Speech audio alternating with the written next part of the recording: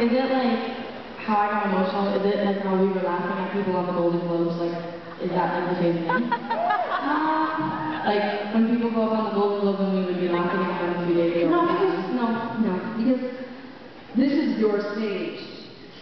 And what makes people cringe at awards shows is when people spend their like 35 seconds or 60 seconds unraveling paper from their pocket and talking about how they're dressed up, stepped on, and like congregating behind the microphone and like kissing each other and shit, and then they start their like emotional speech and you're just like, oh, the music's coming.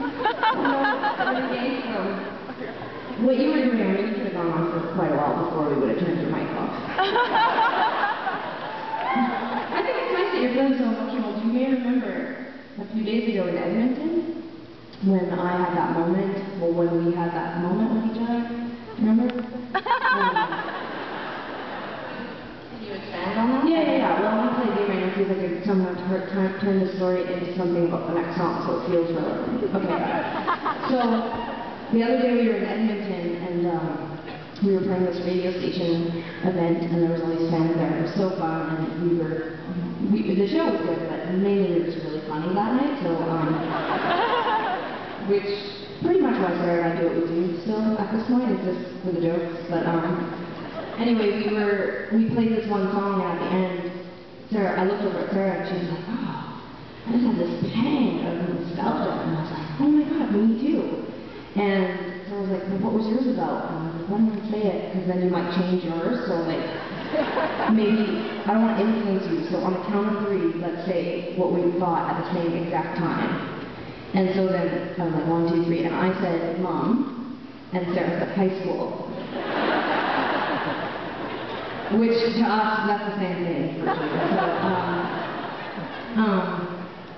what's the point? Oh yeah, so, I'm trying to tie it into this next one, so watch this. Don't call Mom about that. I will. So, anyway, I was saying that, well, there was a mom in the audience, and I could see the mom was sitting with her daughter.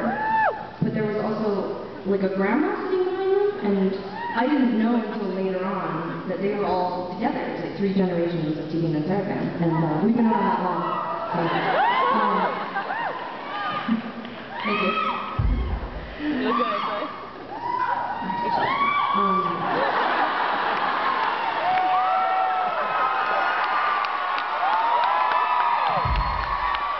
No, don't reward me. Don't reward me.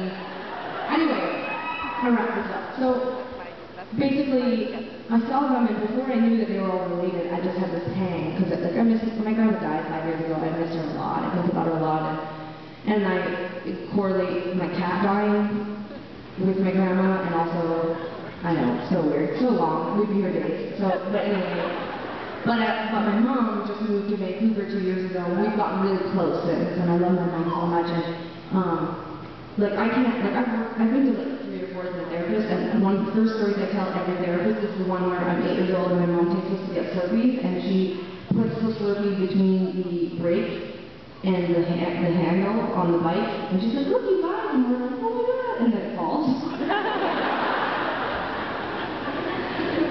My mom helped me out for life because I was so upset about it. Like, staggeringly upset about it. Like, lay in bed at night, like, not crying, like, you're like, and I mean, again, it would take years to get into why that upset me so much, but anyway, all that flashed through my mind while we were playing the song, and I saw 3 ladies, and I was like, they're related, whatever, anyway. So my mom lives in the downtown side, she's a drug addict, anyway. I want to get back to Mom, without talking about Edmonton, actually. Thanks. Oh yeah, so anyway, this next song is not about my mom, but it's about my neighborhood in Vancouver, which I live in. And when I talk about it, I get really emotional, and then I get easy. Which is pretty much where we started off 10 minutes ago, right? Yeah, okay. So, anyway, it's kind of weird to play a rock song about a neighborhood that makes you feel really sad because you get all amped up and pumped, and everyone sings along and pulls on like a jerk. But, But it's a really interesting neighborhood. It's really sad and scary, but it's also got an incredible family vibe. There's so many things that are happening down there that are helping the people that live on the downtown east side. And anyway, I just love this song because I'm a self-absorbed narcissist. I thought maybe if I wrote a song about something other than myself, I might be less narcissistic, but as it turns out, I'm not. So there you go. And my mom lives there too.